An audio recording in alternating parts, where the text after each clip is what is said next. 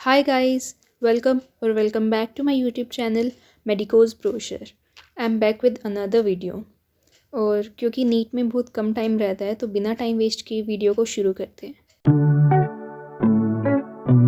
NEET में अभी almost 3 से 4 महीने रहते हैं और इस टाइम पे ना बहुत सारे ऐसे एस्पिरेंट्स होते हैं जिनका सिलेबस अभी तक कंप्लीट नहीं हुआ होगा या फिर रिवीजन समझ नहीं आ रही होगी कि कैसे करें। So this video is all for those aspirants जो कि अपना syllabus last time sum up करना चाहते हैं। सबसे पहले हम बात करते हैं बायो की। फ़िज़िक्स और केमिस्ट्री के कंपैरिजन में इजी है प्लस स्कोरिंग भी है, तो सबसे पहले यही उठा लेते हैं। तो देखो यार, हर सब्जेक्ट में आपको ऑलमोस्ट 1 महीना तो लग ही जाएगा। And to be very honest, मैं आपको सिर्फ बता सकती हूँ कि क्या करना है और कैसे करना है।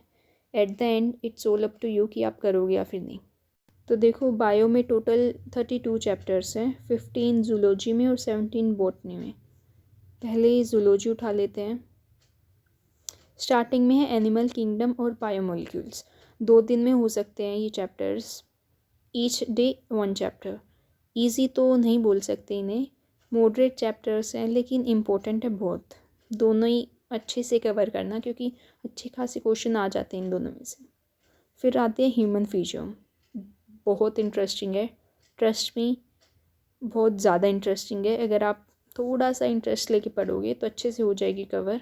ठीक है, आपको मज़ा भी आएगा पढ़ने में और आगे जाके आपको यही सब पढ़ना होगा। तो पूरी फिजियो अच्छे से कवर करनी है। 6 चैप्टर्स हैं तो 6 दिन में अच्छे से हो जाएगी कवर, इतनी कोई दिक्कत वाली बात नहीं है। फिर आते हैं ह्यूमन रिप्रोडक्शन। 1 दिन में हो जाएगा, ये भी मस्ट डू चैप्टर है ये वाला। वैसे ऑन एन एवरेज 3 से 4 क्वेश्चन तो आ ही जाते हैं इसमें से भी। ठीक है, देन रिप्रोडक्टिव हेल्थ। बहुत छोटू सा है ये चैप्टर, बड़े आराम से हो जाएगा। इसीलिए ना मैंने इसी चैप्टर के साथ एनिमल टिश्यू वाला भी ऐड कर दिया है जिसमें फ्रोक वगैरह है। दोनों चैप्टर्स ना बहुत ईजी हैं, 1 दिन में हो जाएंगे आराम से। फिर आते हैं इवोल्यूशन और ह्यूमन हेल्थ। देखो, मुझे पर्सनली ये चैप्टर थोड़े से बोरिंग लगते हैं। ह्यूमन हेल्थ इज़ ओके लेकिन evolution is much boring types. तो इन दोनों चैप्टर्स में 3 दिन लग ही जाएंगे आराम से। हेल्थ वाले में भी बहुत सारे डिजीज़ याद करने हैं और इवोल्यूशन तो है ही फिर रेक्टिफिकेशन वाला चैप्टर। फिर आती है बायोटेक वाली यूनिट जो कि बहुत ज़्यादा इम्पोर्टेंट है।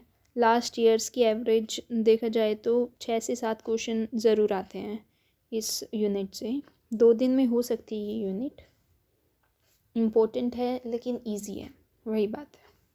ठीक है, फिर जूलॉजी डन। अब आते हैं botany.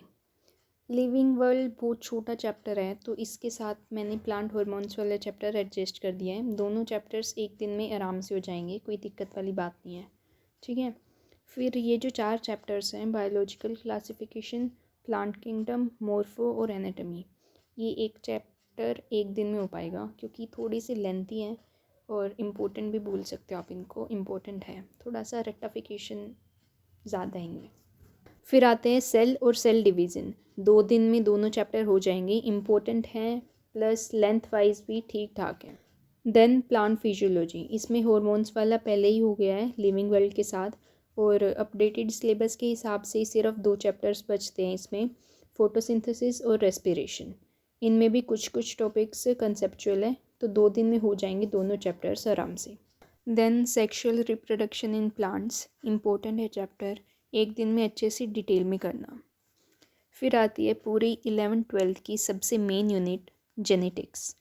And trust me guys, genetics जितनी इम्पोर्टेंट और लेंथी है उतनी ही इंटरेस्टिंग भी है।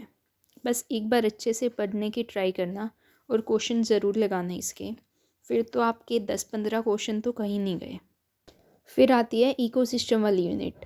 लास्ट ईयर्स के ट्रेंड के हिसाब से अच्छे खासे क्वेश्चंस आ जाते हैं यहाँ से भी। इसी में मैंने माइक्रोब्स वाला चैप्टर भी ऐड कर दिया है।